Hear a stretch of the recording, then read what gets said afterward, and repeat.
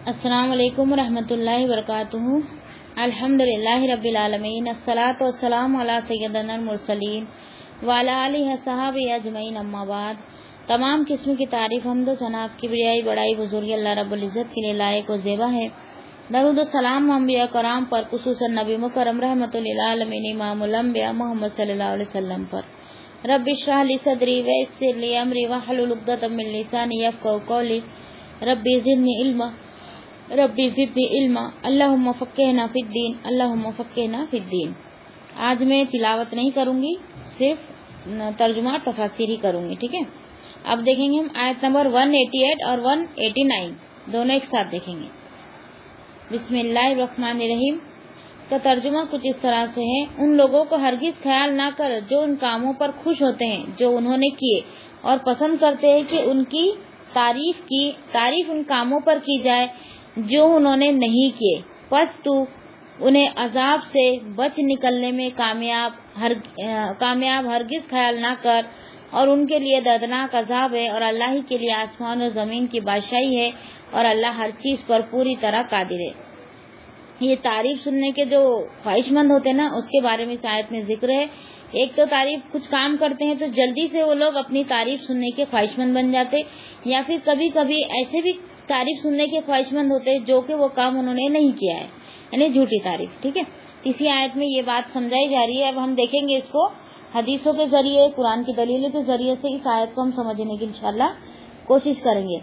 ایسے لوگوں کے لیے سخت وعید ہے جو صرف اپنے کارناموں پر خوش نہیں ہوتے، اپنے کارناموں پر خوش نہیں ہوتے، بلکہ چاہتے ہیں کہ ان کے کھاتے میں وہ کارنامے درج یا ظاہر کیے جائے، اور جو انہوں نے نہیں کیے ہوتے ہیں، یعنی تھوڑا سا کرتے ہیں اور اس کو بڑا چڑھا کر لوگوں کے سامنے پیش کرتے ہیں تاکہ ان کی تعریف کی جائے اور ان کی عزت بنائی جائے۔ دیکھو ایک بات دھیان میں رہنا چاہیے ہمارے، اگر جھوٹی تعریف اگر ہم سننا چاہتے ہیں جھوٹ بول کر، تو ہماری جو تعریف ہوں گی وہ جھوٹ پر ہوں گی، اس کی کوئی بنیاد نہیں رہیں گی، وہ تھوڑے دن میں گر جائیں گے نا، وہ ایک دم پکی نہیں ہوں گی، وہ وقتی طور پر ہوں گی۔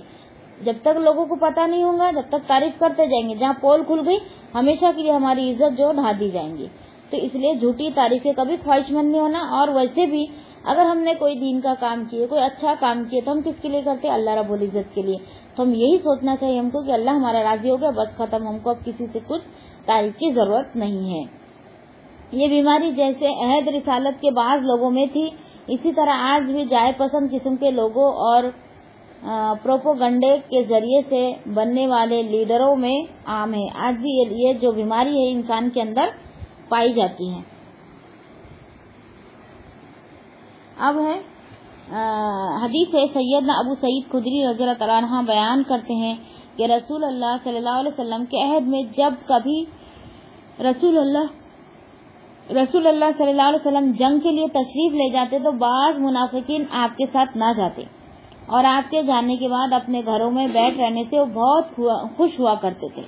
پھر جب رسول اللہ صلی اللہ علیہ وسلم واپس تشریف لاتے تو عذر اور بہانے پیش کرتے، اور ان عذر اور بہانوں پر قسم کھاتے اور چاہتے کہ ان کام پر ان کی تعریف کی جائے جو انہوں نے نہیں کیا ہے۔ مطلب وہ کیا کرتے تھے؟ جیسا کہ جنگ تبوک کا موقع تھا، چلچلاتی ہوئی دھوپ تھی، بہت زیادہ تیز اور گرم دھوپ تھی، اس میں ان لوگوں نے جنگ کے لیے نکلے، لیکن منافقین نے کیا کہا؟ ہم اتنی تیز دھوپ میں ہم نکلنا نہیں چاہتے۔ تو اس پہ بھی ایک آیت ایسی اتری تھی کہ یہ جو دھوپ ہے یہ کم ہے، اور جہنم کی آگ اس سے زیادہ سخت ہے۔ اور دوسرا اس میں یہ دنوں میں نا دیکھو سستی اور کاہلی بھی بہت آتی ہے، اس وجہ سے بھی انسان ذرا سا دین میں پیچھے ہٹ جاتا ہے۔ تو ہم کو سستی اور کاہلی کا بھی دھیان نہیں رکھنا ہے، بلکہ اللہ کی رضا کا دھیان رکھتے ہم کو آگے بڑھنا ہے۔ ہم کو ہماری خواہشات پہ ہم کو پیر رکھنا ہے، ہماری خواہشات کو ہمارے پیروں تلے روننا ہے، اور ہم کو اللہ کی رضا کے لیے ہر ایک کام کرنا ہے۔ جیسا کہ یہ جو منافقین تھے، یہ جنگ پہ جانے کے لیے جنگ پر نہیں جاتے تھے، جب جنگ پہ جانے کا ہوتا تھا نا تو نہیں جاتے تھے، ان کو پتا تھا جنگ پہ جائیں گے تو بہت سی مصیبت کا ان کو سامنا کرنا پڑے گا، اور لڑنا بھی پڑے گا، اور پھر وہاں زخم بھی آئیں گے، مال بھی خرچ ہوگا، بہت ساری نقصانات، جیسے ظاہری طور کے جو نقصانات ہیں وہ ان کو دکھ رہے تھے۔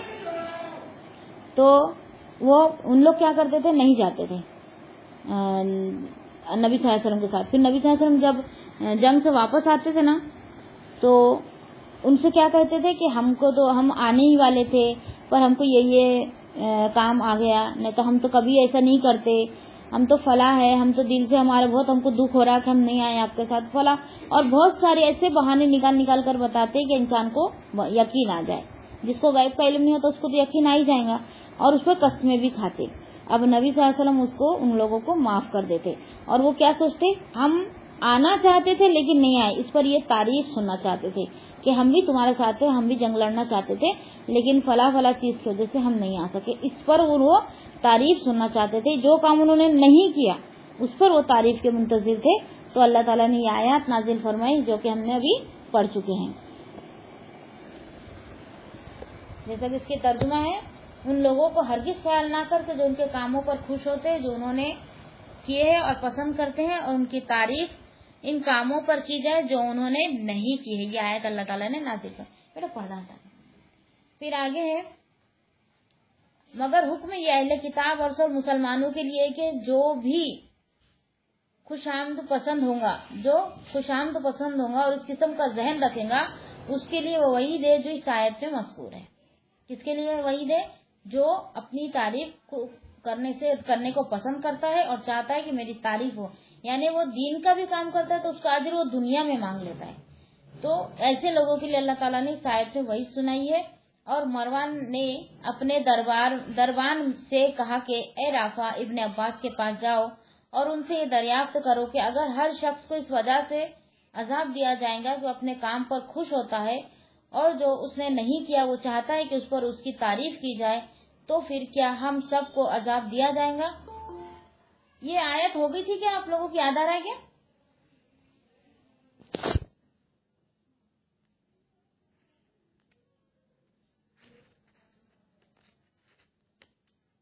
آیت نمبر بولیے.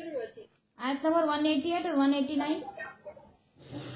جی ہاں جی ہو گئی تھی. 189 ہو گئی تھی نا، مجھے بھی ایسے خیال آ رہا ہے یہ ہو گئی تھی.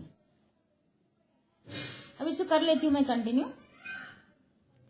مروان نے اپنے دربار سے کہا کہ رافع ابن عباس کے پاس جاؤ اور ان سے یہ دریافت کرو کہ اگر ہر شخص کو اس وجہ سے عذاب دیا جائے گا کہ وہ اپنے کام پر خوش ہوتا ہے اور جو اس نے نہیں کیا وہ چاہتا ہے کہ ان پر اس کی تعریف کی جائے، تو پھر کیا ہم سب کو عذاب دیا جائے گا. سیدنا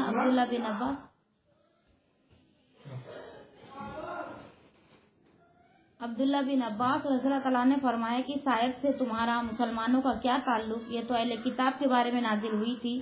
نبی کریم صلی اللہ علیہ وسلم نے یہود کو بلایا اور اس سے کسی چیز کے بارے میں پوچھا تو انہوں نے اسے آپ سے چھپایا اور اس کے بجائے کچھ اور بتا دیا، اور پھر بھی اس بات کی خواہش مند رہے کہ رسول اللہ صلی اللہ علیہ وسلم کے سوال کے جواب میں جو کچھ انہوں نے بتایا ہے اس پر ان کی تعریف کی جائے، اور ادھر اصل حقیقت کو چھپا کر بھی بڑے خوش تھے. پھر یہ آیات جو میں نے ابھی تلاوت فرمائی وہ نازل ہوئی. ٹھیک ہے، ہم اب دوسری آیت انشاءاللہ لے لیتے ہیں.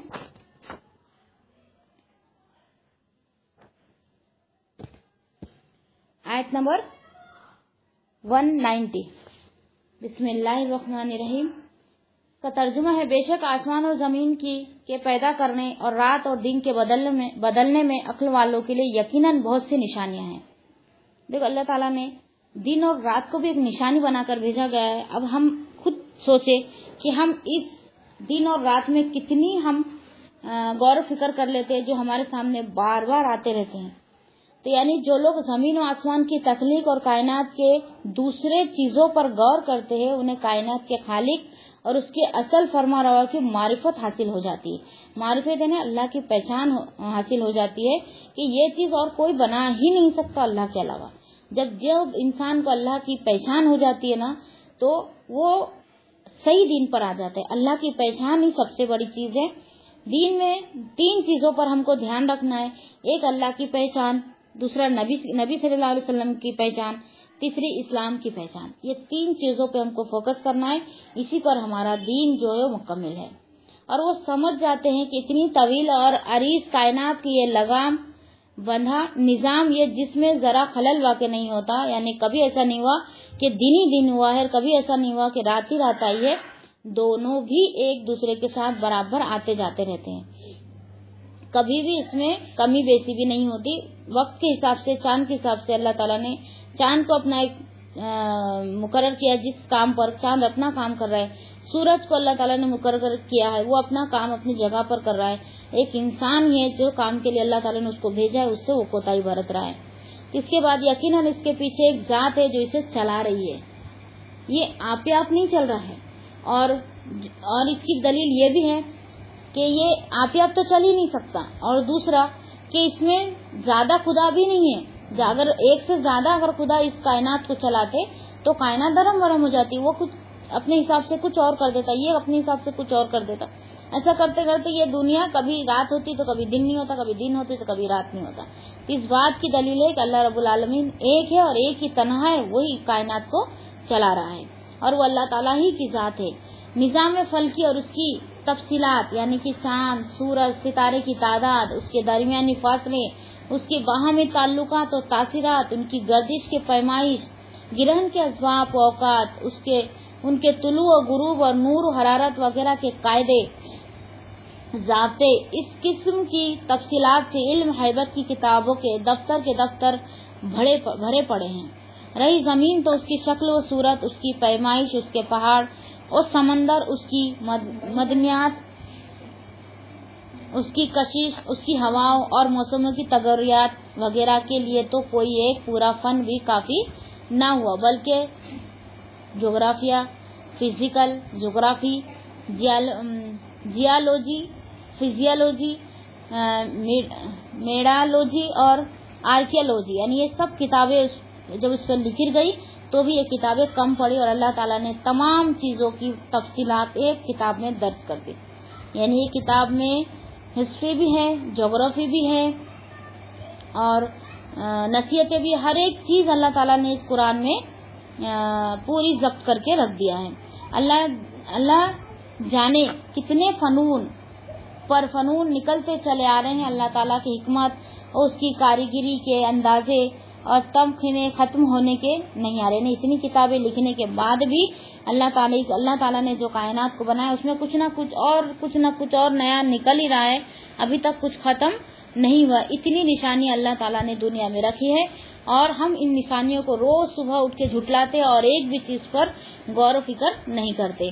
जैसा कि लायाति लिउलिल अलबाब, यानी जो अक्लमंद है और एशिया का इनके हकाइक के साथ अदराक कर लेते, मतलब इस चीजों को हक के साथ उसको तस्दीक कर लेते, उसको मान लेते और उनके गूंगे और बहरे की तरह नहीं रहते। हम गूंगे और बहरे की तरह दुनिया में रह रहे हैं क्योंकि अल्लाह ताला ने हमको आंखें दी है, कान दिए, नाक दिया है और जबान दिए बोलने के लिए, लेकिन हम उसका इस्तेमाल यानी कि सही तौर पर इस्तेमाल, जैसा इस्तेमाल करने का हक है उस तरीके से हम इस्तेमाल नहीं कर रहे हैं और अक्ल से भी काम नहीं ले रहे। अक्ल हम कहाँ चला रहे, जहाँ चलाना वहाँ नहीं चला रहे, दूसरी तरफ हमारी अक्लें चढ़ रही है। जो फना होने वाली है उसके लिए पूरा टाइम लगा दे रहे, पूरी अक्ल पूरी ताकत लगा दे रहे, और जो अब्दी जिंदगी है जहाँ हमको हमेशा रहना है उसके लिए हमारे पास वक्त भी नहीं है और अक्ल भी नहीं है। और जिनके बारे में अल्लाह ताला ने इरशाद फरमाया सूरह यूसुफ आयत नंबर 105 और 106 में, और आसमान और जमीन में कितनी निशानियां जिन पर से गुजरते हैं और वो उनसे बेध्यान होते हैं, यानी ध्यान भी नहीं रहता, कितनी निशानियों से हम गुजर जाते हैं और उसका हमको ध्यान भी नहीं होता है। और उनमें से अक्सर अल्लाह पर ईमान नहीं रखते मगर इस हाल में कि वो शरीक बनाने वाले होते हैं, यानी वो गौर फिक्र भी नहीं करते कि इसको बनाने वाली अल्लाह की जात है, और गौर फिक्र तो नहीं करते, वो तो अलग हो गया, लेकिन उसके बाद वो दूसरों को उसका हमसर बना देते और उसमें अल्लाह के साथ उसको शरीक करते हैं।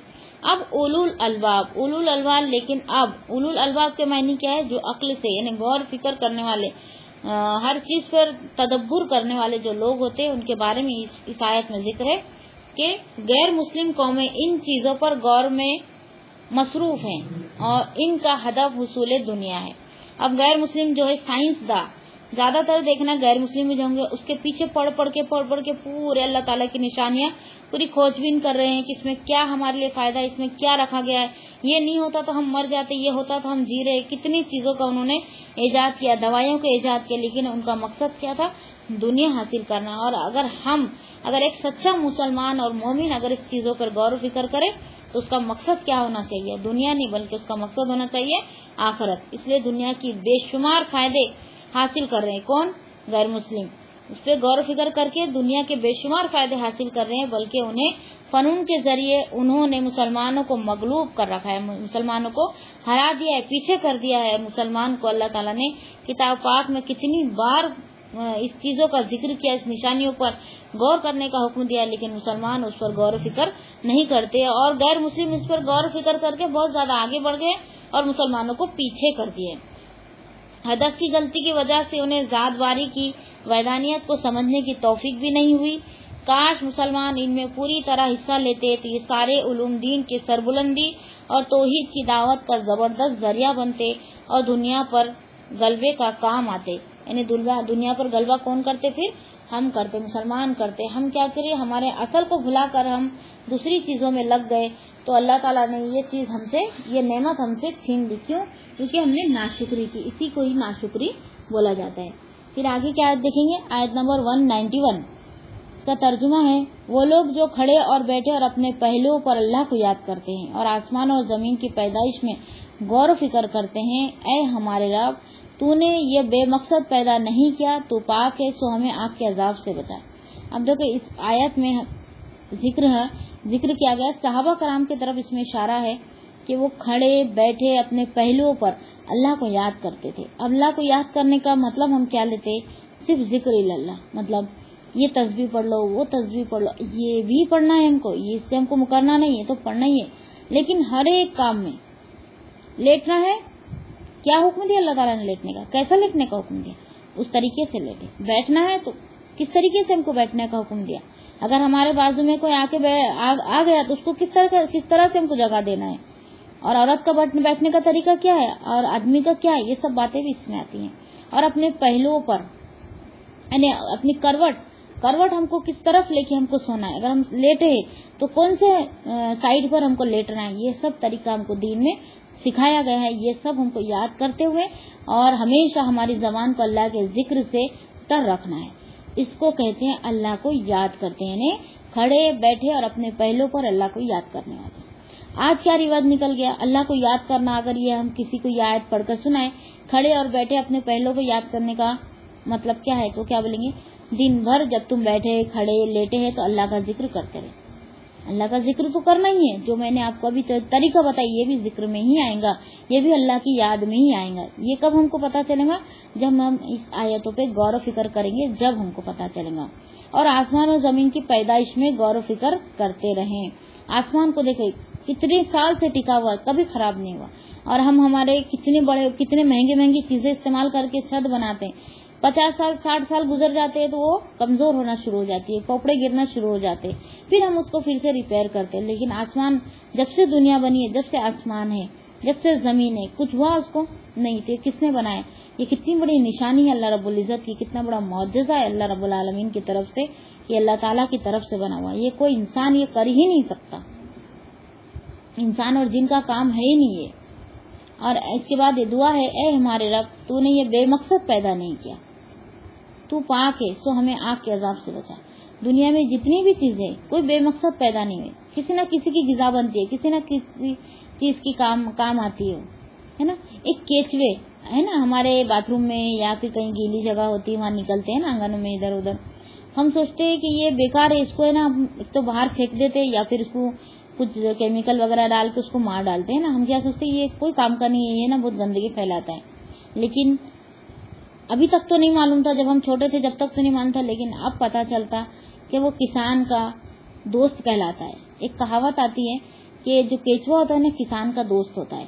تو کیوں بولا گیا اس کو کسان کا دوست؟ کیونکہ وہ زمین کی مٹی ہے نا، مٹی کو زخریز کرنے کے کام آتا ہے، یعنی مٹی کو اپجاؤ بناتا ہے، اس سے جو پودے اگتے ہیں وہ بہت اچھے، اور پھل جو آتے ہیں وہ بھی بہت اچھے آتے ہیں، اس سے وہ زمین کو زخریز بناتا ہے، تو یہ کام آتا ہے۔ ہر ایک چیز، ابھی میں اس کی مثال دی، اور بھی بہت ساری چیزیں جو ہے کچھ نہ کچھ کہیں نہ کہیں کام وہ دنیا میں آتی ہی ہے، بے فائدہ اللہ تعالیٰ نے کوئی بھی چیز نہیں بنائی۔ اب فضول کے درخت جھاڑ وغیرہ بھی، ابھی بارش کا موسم آئے گا تو فضول کے گھاس وغیرہ اگ جائیں گے، ہم سوچیں گے فضول کی گھاس اگ گئی ہے، ہم ایسے سوچتے ہیں نا فضول کا ہمارے لیے فضول ہوتا ہے، ہم کوئی ہمارے استعمال کے لیے نہیں ہوتا، لیکن وہ کیا کرتا ہے جانوروں کو چارہ بنتا ہے نا، جانور اس سے پیٹ بھرتے ہیں۔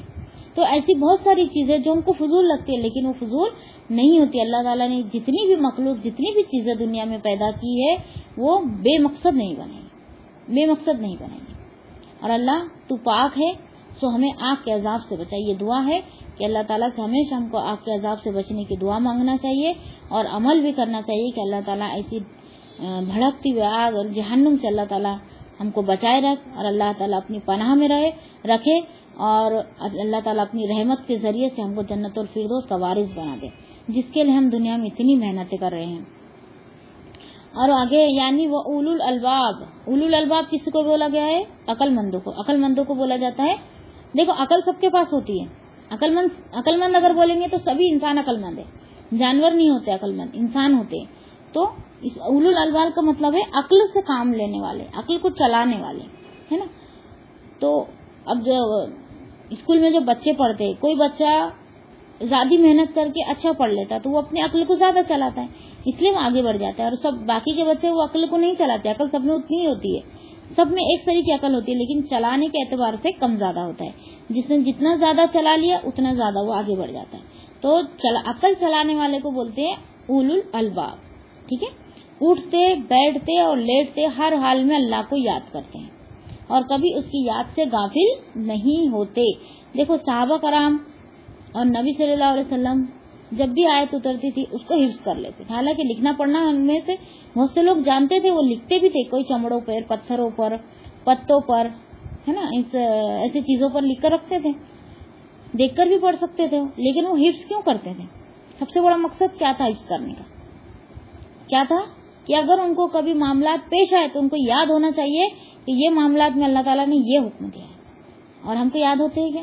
نہیں ہوتے. اور ہمارا یا قرآن کا حفظ کرنا ہمارا ایسا ہوتا ہے کہ بس ہم عربی یاد کر لیتے، اس کا میننگ ہم کو پتہ ہی نہیں ہوتا ہے. جب ہمارے گھر میں کوئی معاملات ہوتے ہیں تو ہم کو قرآن کھول کے اس کا ترجمہ پڑھنا ہی پڑتا ہے کہ اللہ تعالیٰ نے کیا حکم دیا. ایسے بھی لوگ بہت کم ہیں.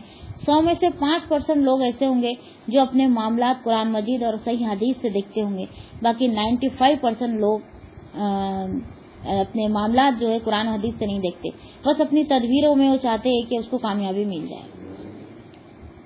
تو ایسے لوگوں کو اولو الالباب کہا گیا جو اٹھتے بیٹھتے لیٹے ہر حال میں اللہ کو یاد کرتے ہیں اور کبھی اس کی یاد سے غافل نہیں ہوتے اور آسمان اور زمین کی تخلیق پر غور کر کے اس یقین تک پہنچ جاتے ہیں کہ ان سب کا کوئی خالق نہیں ہے سوائے اللہ رب العالمین کے اور اس میں کسی کا دخل نہیں. صرف ایک اللہ رب العالمین ہے جو اس چیز کو بنانے والا ہے، زمین و آسمان کو. پھر بڑے خشوع اور خضوع اور تعظیم کے ساتھ پکار اٹھتے ہیں، اے ہمارے رب، تو نے انہیں بیکار پیدا نہیں کیا، تو تمام عیبوں سے پاک ہے، تو ہمیں آگ کے عذاب سے بچا. خشوع و خضوع کا مطلب کیا ہوتا ہے؟ ہماری نمازوں میں خشوع و خضوع ہونا بہت زیادہ ضروری ہے. ہمیں کوئی چیز یاد نہیں آتی لیکن ہمارے نماز میں ہم کو یاد ہو جاتی ہے. کیوں؟ کیونکہ ہمارے نماز میں خشوع و خضوع نہیں ہوتا ہے. جب خشوع و خضوع کے ساتھ نماز پڑھیں گے جب کہیں جا کے وہ قبول ہوں گی. غفلت بھری نماز، غفلت بھری دعا اللہ تعالیٰ قبول نہیں کرتا. پھر آگے ہے الذین یذکرون، جیسا کہ صحیح بخاری میں سیدنا عمران بن حسین رضی اللہ تعالیٰ عنہ بیان کرتے ہیں کہ رسول اللہ صلی اللہ علیہ وسلم نے فرمایا، کھڑے ہو کر نماز پڑھو، اگر اس کی استطاعت نہ ہو تو بیٹھ کر، اور اگر اس کی بھی استطاعت نہ ہو تو لیٹ کر پڑھ لو. اس سے کیا پتہ چلا کہ نماز معاف نہیں ہے. اگر کسی نے جان بوجھ کر ایک ٹائم کی بھی نماز نہیں پڑھی، اگر اس نے زندگی بھر بھی نماز پڑھا تو ایک ٹائم کی نماز کا بدلہ وہ نہیں دے سکتا، کیونکہ نماز اس کے مقررہ وقت پر فرض ہے. ہاں، کبھی نیند کی حالت میں، کبھی بھلاوے کی حالت میں، کوئی اور مجبوری کی حالت میں اگر نماز ہماری مس ہو جاتی ہے ایک نماز تو دوسری نماز میں اس کو کمپلیٹ کر لو. جیسا فجر کی نماز گئی تو ظہر ہونے سے پہلے اس کو پہلے پڑھ لو، یا پھر ظہر کی گئی تو اثر میں جب ہم کھڑے ہو پہلے ظہر کی پڑھ لیں پھر اثر کی پڑھے. تو اس طریقے سے ہم ہماری نماز کو پورا کر سکتے ہیں. اللہ غفور الرحیم ہے، ہمارے کو معاف کرنے والا ہے، ہماری مجبوری کو سمجھنے والا ہے، ہمارے دل کو حال کو جاننے والا ہے. ٹھیک ہے. پھر آگے ہے یتفکرون، یعنی زمین آسمان کو پیدا کرنے میں اللہ تعالیٰ نے جو حکمت رکھی ہے وہ اس پر غور فکر کرتے. کیا حکمت ہے زمین و آسمان کو اللہ تعالیٰ بنانے میں؟ دیکھو ہم تو چھت بنا لیتے، پھر آسمان کی کیا ضرورت تھی؟ پھر بھی اللہ تعالیٰ نے آسمان بنا تو اس کا ایک بہت بڑا مقصد ہے. چاند ستارے ہے نا، ستاروں سے راستہ معلوم کیا جاتا ہے، چاند سے تاریخ معلوم کی جاتی ہے، سورج سے دن اور رات کا پتہ چلتا ہے. یہ سب چیزوں कहीं ना कहीं अपने काम कर रहे हैं और इंसान की खिदमत कर रहे हैं।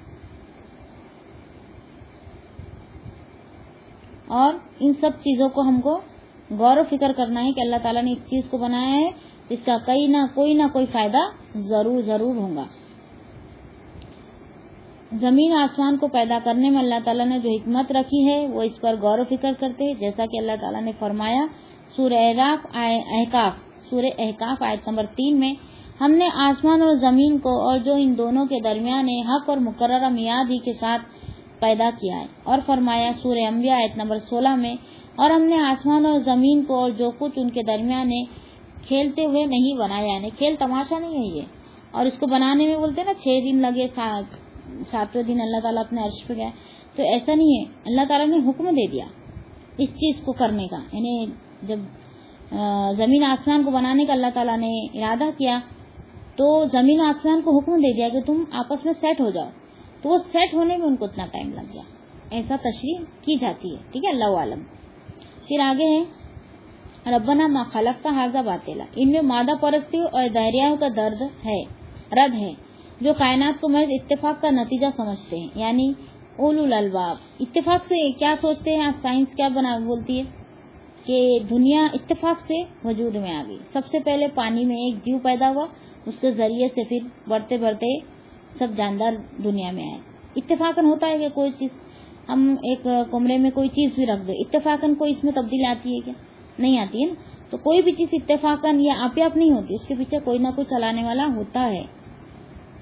यानी उलुल अलबाब जब गौर फिक्र करते हैं तो इस पर यह हकीकत खुलती है कि कायनात के सारा निजाम अल्लाह ताला ने यूं ही बेमकसद पैदा नहीं किया, बल्कि उसके पीछे ये मकसद कार फरमा है कि अगर इंसान दुनिया में अल्लाह ताला के अहकाम के मुताबिक जिंदगी बसर करे तो अजर और सवाब पाए, और अगर नाफरमानी करे तो आखिरत में अजाब भुगते।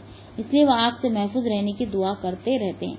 जब गौर फिक्र करे, जब समझे, जब पता चलता है कि ये कायनात को बनाने वाला अल्लाह रब्बुल इज्जत है और ये इसलिए चल रहा है कि हमारा यहाँ पे आजमाइश है, इस आजमाइश के बाद हमारा एक हिसाब किताब होगा और अपने अपने अमाल के हिसाब से उसके जैसा इसको इनाम दिया जाएगा। अब हदीस बयान करेंगे। सैयदना अब्दुल्लाह बिन अब्बास रज़ियल्लाहु तआला अन्हा बयान करते हैं कि मैंने एक रात अपनी खाला उम्मुल मोमिनीन मैमूना रज़ियल्लाहु तआला अन्हा के पास बसर की तो देखा कि रसूल अल्लाह सल्लल्लाहु अलैहि वसल्लम ने अपने अहल खाना के साथ कुछ देर बातें की और फिर आप इस्तराहत फरमाने लगे। जब रात का आखिरी तिहाई हिस्सा हुआ तो आप उठ बैठे, आसमान की तरफ निगाह उठाई और आप ये आयत तिलावत फरमाने लगे। ए बेटा पलटा, ये आयत तिलावत फरमाने लगे जो हमने अभी पढ़ चुके हैं। ठीक है, और फिर आप खड़े हुए, वजू फरमाया, मिसवाक की और 11 रकात अदा फरमाई। फिर बिलाल रज़ियल्लाहु तआला अन्हु ने अजान दी तो आपने 2 रकातें पढ़ी। फिर घर से तशरीफ ले आए और लोगों को सुबह की नमाज पढ़ाई। देखो 11 रकातें, यानी नबी सल्लल्लाहु अलैहि वसल्लम रमजान हो या गैर रमजान हो तरावी 8 रकात ही पढ़ते थे और 3 रकात उसमें वितर होती थी। ये कुल मिला के 11 हुई। नबी सल्लल्लाहु अलैहि वसल्लम को मामूल था, है ना। और फिर 2 रकात उसके बाद अजान हुई, उसके बाद 2 रकात पढ़ी। इससे क्या पता चला? उन्होंने 2 रकात सुन्नत पढ़ी, 2 रकात सुन्नत पढ़ी। फिर बाहर जाके लोगों को नमाज पढ़ाई, वो फर्ज थी। इससे ये पता चलता है कि फर्ज नमाज मस्जिद में पढ़ना अफजल है और सुन्नत नफिल जो भी पढ़ना है वो घर में पढ़ना, सुन्नत और नफिल घर में पढ़ना अफजल है, वो मर्द हो या औरत। औरत की तो मस्जिद में है ही नहीं नमाज, इंडिया में तो कोई खास इंतजाम है नहीं, मर्दों के लिए ही है। तो मर्द के लिए फर्ज नमाज मस्जिद में पढ़ना अफजल है और नफिल और सुन्नत नमाज घर में पढ़ना अफजल है। ठीक है, फिर आयत देखेंगे। आयत नंबर है 192 का तर्जुमा है, ऐ हमारे रब, यहाँ से दुआएं चालू हैं। ऐ हमारे रब, बिला शुबा तू जिसे आग में डाले सो यकीनन तूने इसे रुसवा कर दिया और जालिमों के लिए कोई मदद करने वाला नहीं है। यहाँ अहानत से मुराद रोजे महशर सबके सामने तजलील और वहानत है। देखो यहाँ 4 लोगों के सामने अगर हमको कोई जलील कर दे तो हमको कितना बुरा लगता है ना। کہ اتنے لوگوں کے سامنے ہم کو بول دیا. اکیلے میں بھی تو بول سکتا تھا نا. ہم کتنا برا لگاتے, کتنے روتے ہیں, کتنا ہمارا دل دکھتا. کل قیامت کے دن ساری دنیا کے سامنے جب ہم کو رسوا کیا جائے گا, ہمارے گناہوں کا پردہ فاش کیا جائے گا, جب ہمارا کیا حال ہوگا, اس دن کو یاد کر کے بھی ہم گناہوں سے بچ سکتے ہیں. جس دن ظالموں کو ہمیشہ کے لیے جہنم میں ڈال دیا جائے گا اور ان کا کوئی مددگار نہیں ہوگا. لیکن یہاں پہ ہمارے مددگار, ہمارے رشتے دار بھی آ جاتے ہیں, ہمارے گھر والے بھی آ جاتے ہیں, ہماری اولاد بھی آ جاتی ہے, بہت لوگ آ جاتے ہیں ہمارے سپورٹ میں. لیکن قیامت کے دن کوئی کسی کا نہیں ہوگا. سب اپنے اپنے بارے میں سوچیں. وہ اللہ کے علاوہ کوئی کسی کی مدد نہیں کرے گا. اصحاب عقل و دانش اس دن کی ذلت اور رسوائی سے پناہ مانگتے ہیں. جو عقل مند ہے وہی اس دن سے پناہ مانگتے ہیں اور اس دن سے بچنے کے تمام کام یعنی تمام انتظام کر وہ اللہ کے پاس جاتے ہیں جو عقل سے کام لیتے ہیں. اور بد عقلی کیا, جو بے وقوف ہے وہ کیا کرتے ہیں, دنیا کے پیچھے اپنا ٹائم ضائع کرتے ہیں. اس کو بے وقوف کہا گیا ہے. اور عقل والے کون ہیں, جو آخرت کے لیے اپنی تیاری کرتے ہیں اور اللہ کے سامنے ان کو معلوم ہے, ان کو پتا ہوتا ہے کہ ہم کو اللہ کے سامنے ایک نہ ایک دن کھڑے ہو کے پورا حساب دینا ہے, پوری دنیا کے سامنے دینا ہے. پھر آگے کیا دیکھیں گے 193. اے ہمارے رب, بے شک ہم نے ایک آواز دینے والے کو سنا جو ایمان کے لیے آواز دے رہا تھا کہ اپنے رب پر ایمان لے آؤ, سو ہم ایمان لے آئے. اے ہمارے رب, بس ہمیں ہمارے گناہ بخش دے اور ہم سے ہماری برائیاں دور کر دے اور ہمیں نیکوں کے ساتھ ملا دے. یہ ہم دعا مانگ رہے ہیں. یہ جب نبی صلی اللہ علیہ وسلم اس کے لیے اٹھتے تھے نا تہجد کے لیے, تو یہ سورہ آل عمران کی آخری کی 11 آیتیں تلاوت فرماتے تھے. تو جب ہم یہ کارڈ میں لکھا ہوتا ہے تو ہم کیا کریں, ہمارے پاس رکھ کر سوئے, جب بھی ہم تہجد کے لیے اٹھے تو اٹھ کے سب سے پہلے ہم یہ آیت کو تلاوت فرمائیں بنا وضو کیے. رات میں وضو کر کے سو رہے ہیں, صبح اٹھ رہے وضو ٹوٹ گیا, نیند کی حالت میں وضو ٹوٹ جاتا ہے, لیکن پھر بھی نبی صلی اللہ علیہ وسلم کا طریقہ تھا تو جب بھی اٹھتے یہ آخری سورہ آل عمران کی آخری کی 11 آیتیں تلاوت فرماتے تھے. ٹھیک ہے. پھر دعا کا یہ انداز اللہ تعالیٰ کے لیے کمال خوشی و خضوع اور قبولیت کی دعا کے لیے بہت زیادہ رغبت کے اظہار کے لیے ہے. اور منادی سے یعنی پکارنے والوں کو سے مراد کیا ہے, نبی صلی اللہ علیہ وسلم کی ذات ہے. انہوں نے سب سے پہلے اسلام کی طرف آواز لگائی تھی. اور لفظ منادی کا استعمال اس بات کی دلالت کرتا ہے کہ نبی کریم صلی اللہ علیہ وسلم نے پکار کر پوری تندی اور جان فشانی کے ساتھ اسلام کی دعوت لوگوں کے سامنے پیش کی. پکار کر محنت کر وقت دے کر دنیا میں کم سے کم مال میں زندگی گزار کر, اگر مال جمع کرنے میں اگر نبی صلی اللہ علیہ وسلم لگ جاتے تو ان کی زندگی میں عیش و آرام سے ہوتی. اللہ سے دعا مانگ لیتے کہ مجھے یہ مال دے دے, میں بھی زندگی آرام سے گزار سکوں جیسے ہم لوگ گزارتے, تو بھی اللہ تعالیٰ ان کو دے دیتا. لیکن انہوں نے جدوجہد, کوشش, مال, جان, ہر ایک چیز سے انہوں نے کیا کوشش کی کہ اللہ کا دین جو ہے زمین پر نافذ ہو جائے اور دنیا کے کونے کونے تک دین پہنچ جائے. یہ ان کی دعا بھی ہوتی تھی, یہ ان کا عمل بھی ہوتا تھا, ان کی کوششیں ہوتی تھی. آج ہماری دعا ہے تو کوشش نہیں, کوشش ہے تو دعا نہیں, کہیں نہ کہیں ہم ہے نا مار کھا رہے. اس لیے ہمارا دین سمٹ کر رہ گیا, ہم تک ہی رہ گیا. یہ قرآن صرف مسلمانوں کے لیے نہیں آیا بلکہ ساری دنیا کے لیے آئے. یہ ہم پہ ذمہ داری ہے. کل کو غیر مسلم اٹھ کر ہم پر حجت قائم کر سکیں گے کہ ان لوگوں نے ہمیں دین کی دعوت نہیں دی تھی, تو اس لیے ہم کو غیر مسلموں کو بھی دین کی دعوت دینا ہے. لیکن ہمارے مسلمان بھائی اتنے دین سے دور ہے تو ہم انہی کو سمجھاتے ہماری دنیا جو ہے ختم ہو جا رہی ہے.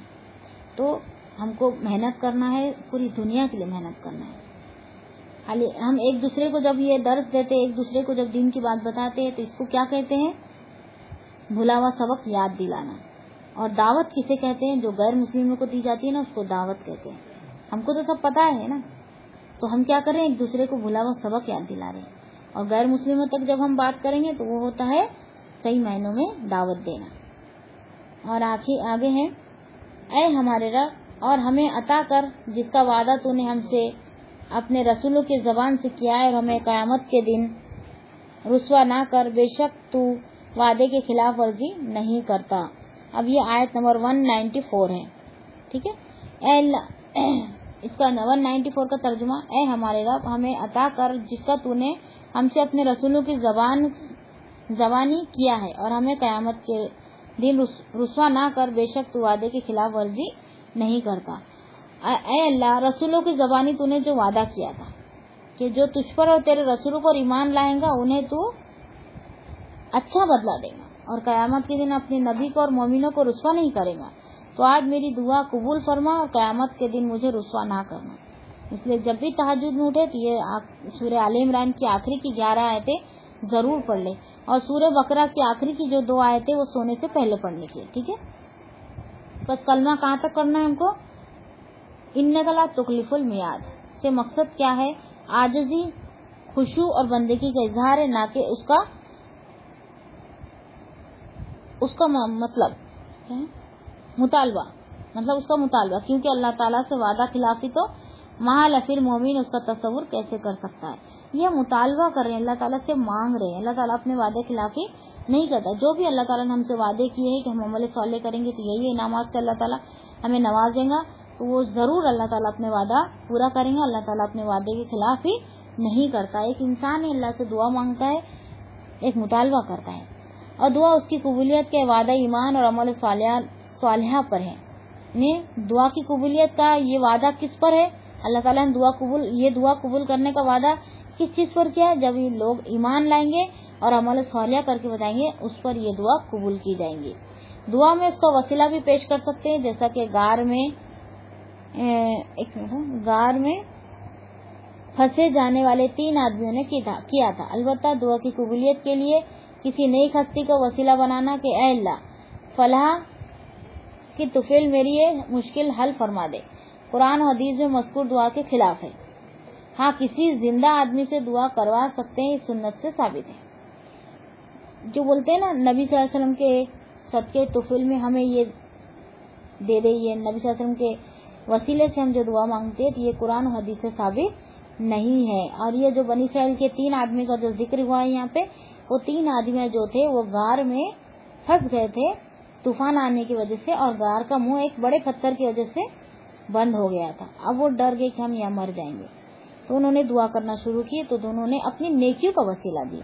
तो हमारे हम नेकियों का वसीला दे सकते हैं क्या? एक ने एक वसीला दिया कि मैं बकरियां चराता हूँ और बकरियां चरा के जब घर जाता हूँ मैं बहुत थका हुआ होता हूँ, लेकिन सबसे पहले दूध निचोड़ के मैं अपने माँ बाप को पिलाता हूँ, फिर मेरे बाल बच्चे को पिलाता हूँ। एक दिन तो ऐसा हुआ कि मैं एक बकरियां चरा कर घर आया तो मैं बहुत लेट हो गया था, 12 बज चुके थे, बच्चे भूख से बिलबिला रहे थे, लेकिन मैंने दूध निचोड़ा और मेरे बच्चों की परवाह नहीं की। मैं खुद भी बहुत भूखा था, मेरी बीवी भी बहुत भूखी थी और मेरे बच्चे तो भूख के मारे बिलबिला रहे थे, लेकिन मैंने उनकी परवाह नहीं की। सबसे पहले मैंने अपने माँ बाप को दूध पिलाया, उसके बाद फिर मेरे बाल बच्चों को मैंने दिया। तो एक नेकी का उन्होंने वास्ता दिया और दूसरे ने और किसी का, तीसरे ने और किसी का, ऐसा वो वास्ता देते गए और वो गार का मुंह जो है थोड़ा थोड़ा करके खुल गया और वो तीनों की जान जो है बच गई। ये वाकया था ये, ठीक है। अब दुआ का वसीला हम किसी के, जैसा कि कोई वली अल्लाह है, कोई नबी सल्लल्लाहु अलैहि वसल्लम, इनकी वसीले से हम दुआ नहीं मांग सकते। ये कुरान हदीस में आ चुका है, इसलिए मैं बयान कर रही हूँ। ये हदीस और सुन्नत से कोई बात साबित नहीं है, इसलिए हमको नहीं मांगना चाहिए। कुरान और हदीस के खिलाफ दुआएं हैं जो हम वसीले से मांगते हैं। तो अल्लाह के नामों का वसीला हम ले सकते हैं, हमारे नेकियों का वसीला ले सकते हैं और किसी नेक इंसान से हम दुआ करवा सकते हैं। जैसा कि हम बोलते हैं ना, दुआ में याद रखना, कोई दुआ कर रहा तो हम बोलते हैं कि फला चीज ये बहन परेशान है, उसके लिए दुआ कीजिए, है ना। तो ये चीज हम कर सकते हैं, इसकी इजाजत है। बाकी और किसी चीज का वसीला हम नहीं दे सकते, ठीक है। अब आयत नंबर है 195, इसका तर्जुमा है, तो इनके रब ने उनकी दुआ कबूल कर ली कि बेशक मैं तुम में से किसी अमल करने वाले का अमल जाहिर नहीं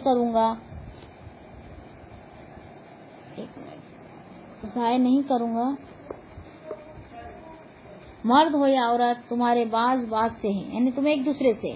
तो वो लोग जिन्होंने हिजरत की और अपने घरों से निकाले गए और उन्हें बुरे रास्ते में इज़ा दी गई और वो लड़े और कत्ल किए गए, यकीनन मैं उनसे उनकी बुराइयां जरूर दूर कर दूंगा। हर सूरत उन्हें ऐसे बागों में दाखिल करूंगा जिनके नीचे नहरें बहती हैं। अल्लाह के यहाँ से बदले के लिए اور اللہ ہے جس کے پاس اچھا بدلہ ہے. تو اللہ تعالیٰ اس آیت میں جواب دے رہا ہے کہ جو بھی انسان نیک عمل کر کے آئے گا میں اس کے نیک عمل کو ضائع نہیں کروں گا. جس نے ہجرت کی، ہجرت کرنا کوئی آسان کام نہیں ہے، اس میں بہت مشکلات کا ان کو سامنا کرنا پڑا. انہوں نے تکلیفیں سہی، ہجرت کی، اللہ کی راہ میں لڑے. یہ سب چیزیں کوئی آسان نہیں تھی جس نے آسانی سے ہم زبان سے بول لیتے.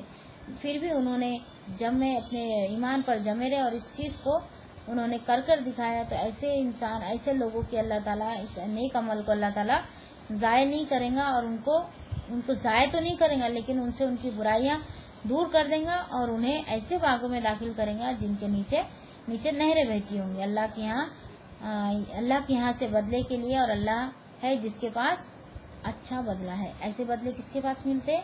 اللہ رب العزت کے پاس ہی ملتے ہیں، اور اللہ کے پاس ہی اچھا بدلہ ہے باقی سب لوگوں سے.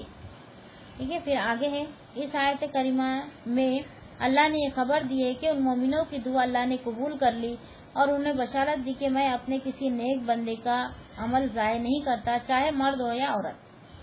ہمارے یہاں مرد کی زیادہ عزت ہوتی ہے، عورت کی کم ہوتی ہے. مرد نے کام کیا، دیکھو اب نوکری بھی اگر لگتی ہے نا تو مرد کو پگار زیادہ ہوتی ہے، عورت کو کم ہوتی ہے. عورت بھلے نہ زیادہ کام کر لے تو بھی اس کو کم قیمت پہ ہی نوکری ملیں گے اور آدمی کو بڑی قیمت پر.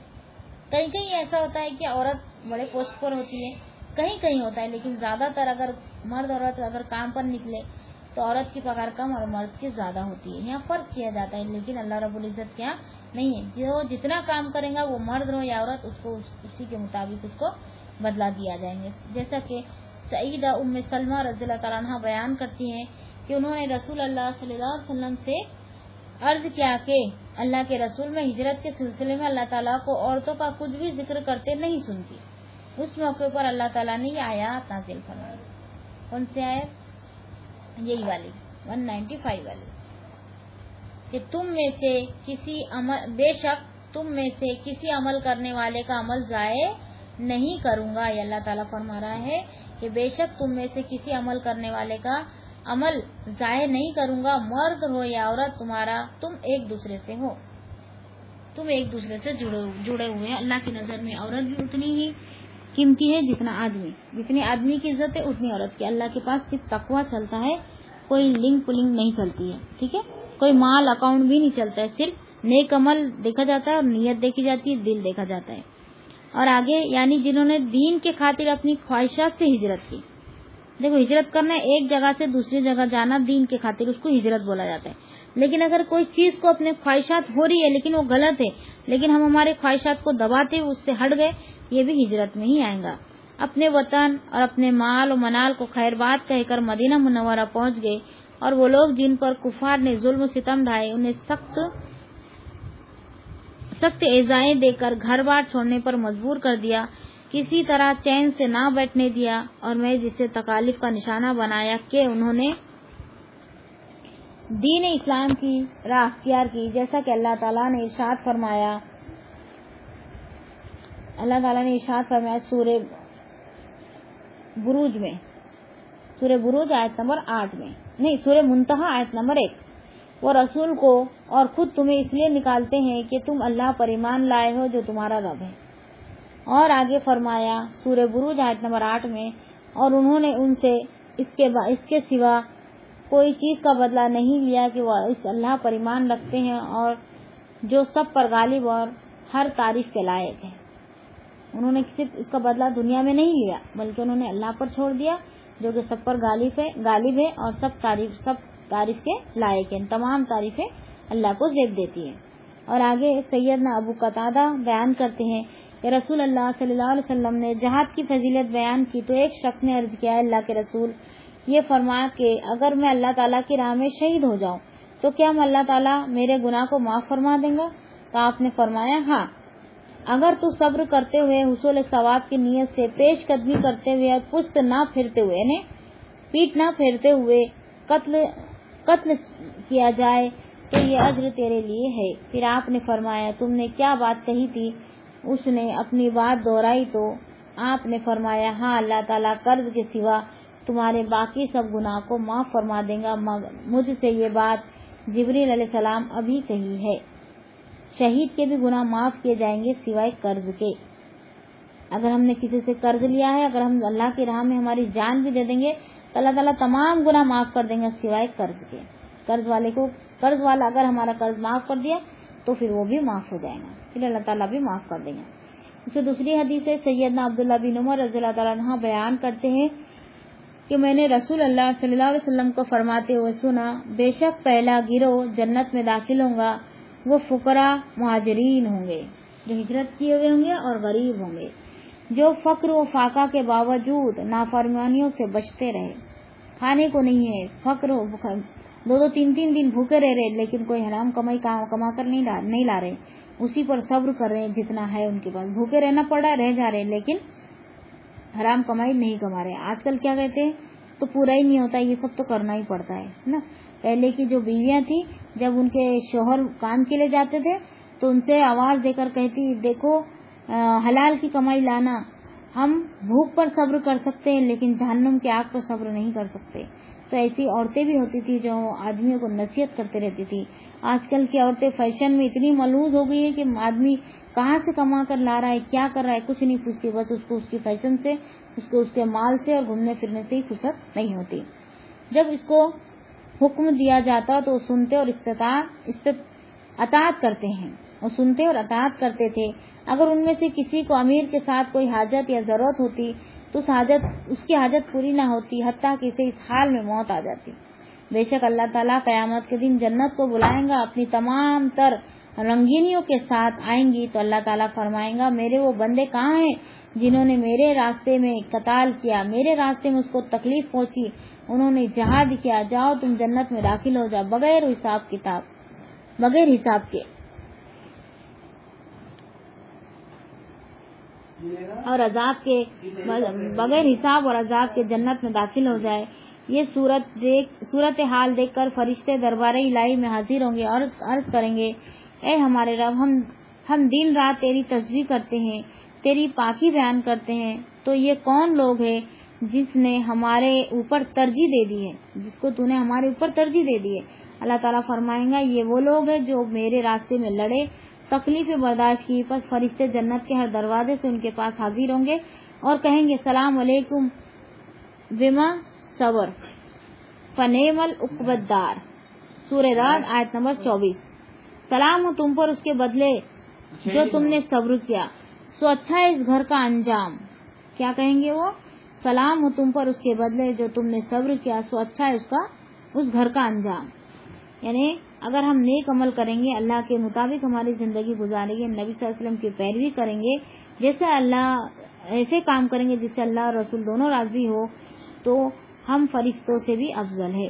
اس بات کی یہ حدیث اس بات کی دلیل ہے کہ اگر ہم نیک کام کریں گے اور صبر سے کام لیں گے اور تکلیف کو برداشت کریں گے صرف اللہ کی رضا کے لیے، تو ہم فرشتوں سے بھی افضل ہو جائیں گے. پھر اور ایک حدیث بیان کر کے ہم اس بات کو ختم کریں گے. عامر بن سعید رحمۃ اللہ اپنے باپ سعید بن ابن وقاص رضی اللہ تعالیٰ عنہ سے بیان کرتے ہیں کہ ایک آدمی آیا اور نبی اکرم صلی اللہ علیہ وسلم پڑھا رہے تھے. صف کے قریب پہنچ کر اس نے کہا اے اللہ تو مجھے وہ افضل چیز عطا فرما جو تو اپنے نیکوکار بندوں کو عطا کرتا ہے. پس جب نبی صلی اللہ علیہ وسلم نے نماز مکمل کی تو فرمایا ابھی کون بات کر رہا تھا؟ اس آدمی نے کہا میں یا رسول اللہ. آپ نے فرمایا تب تیرے گھوڑے کی کوچیں کاٹ دی جائیں گی اور تو اللہ کے راستے میں شہید ہوگا. کیا دعا مانگی تھی اس نے؟ تو مجھے وہ افضل چیز عطا فرما جو تو اپنے نیکوکار بندوں کو عطا کرتا ہے. افضل چیز کیا ہے؟ اللہ کی راہ میں شہید ہونا. اتنی افضل چیز کو ہم پا لینے کے بعد بھی ہمارا جو قرض وہ معاف نہیں ہوگا. اس لیے جتنا بھی ہم پہ قرض ہے وہ دے دلا کر یہیں ختم کر دے. اگر ہماری نیت ہے قرض دینے کی اور اچانک ہم کو موت آ گئی، بھی تو اچانک ہی موت آ رہی ہے، ہٹے کھا جا رہا جوان چلے جا رہے، تو اگر ہماری نیت ہے قرض دینے کی اور ہمیں موت آ گئی تو اللہ تعالیٰ اپنے پاس سے ادا کرنے. لیکن اگر ہم نے اس لیے مال لیا اور جان بوجھ کر اس کو نہیں دے رہے، اس سے وعدہ کیا ہمارے پاس آ جائیں گے ہم دے دیں گے، لیکن ہمارے پاس آ رہے ہم کھا رہے پی رہے ہیں اور اس کو نہیں بتا رہے، جب وہ مانگنے آ رہا تو اسے یہ کہہ رہے کہ ہمارے پاس تو آ ہی نہیں، ایسا اس کو بیوقوف بنا رہے ہیں اور اس کا قرض ادا نہیں کر رہے ہیں. ایسی حالت میں اگر ہماری موت آ گئی تو اللہ تعالیٰ اپنی طرف سے ادا نہیں کرے گا. پھر وہ اس کو نیکی دی جائے گی.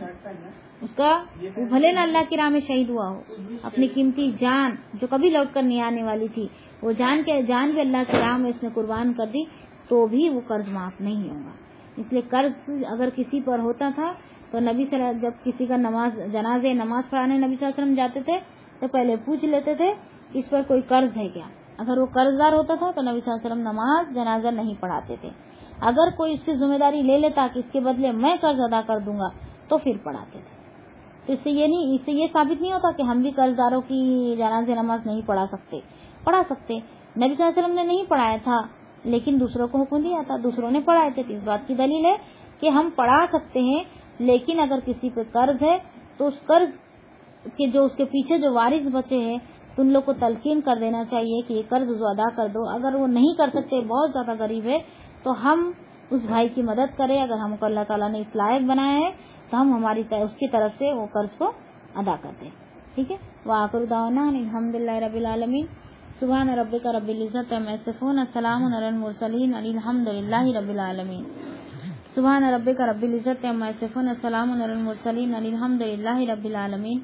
بسم اللہ الرحمن الرحیم. والعصر ان الانسان لفی خسر الا الذین آمنوا وعملوا الصالحات وتواصوا بالحق وتواصوا بالصبر. السلام علیکم ورحمۃ اللہ وبرکاتہ.